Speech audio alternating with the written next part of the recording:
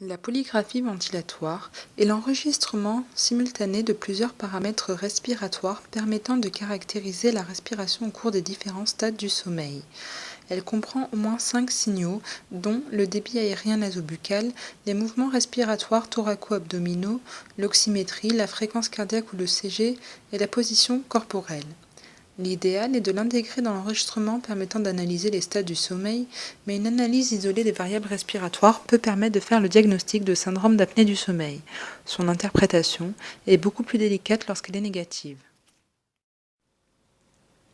La polygraphie respiratoire est indiquée si le patient présente une somnolence diurne ou au moins 3 des symptômes suivants: ronflement nocturne, céphalée matinale, vigilance réduite, trouble de la libido, hypertension artérielle et nicturie. Nous allons maintenant voir les différentes courbes obtenues lors de l'enregistrement d'une polygraphie ventilatoire. La courbe nommée SNOR ou ronflement permet de donner l'intensité du ronflement du patient en Hertz, ce qui permet donc d'aider à la détermination des événements de type obstructif. Le débit nasal est un transducteur de pression nasale permettant de refléter le débit nasal.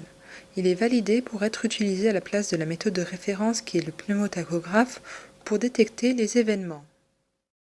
La thermistance permet de détecter le flux nasobuccal. Elle est utile lorsqu'il y a une perte de détection du débit nasal lors d'une respiration buccale.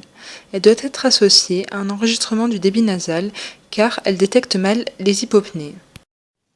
Les mouvements respiratoires sont enregistrés grâce aux mouvements thoraciques et abdominaux. La courbe thorax est le reflet des mouvements thoraciques du patient.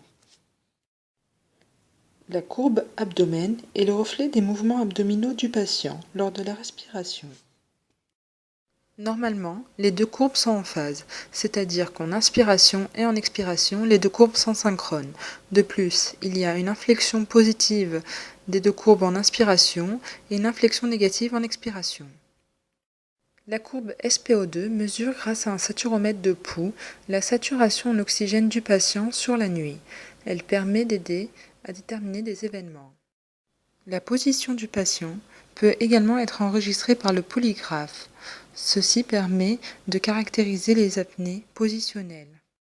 Voici donc un exemple d'enregistrement normal.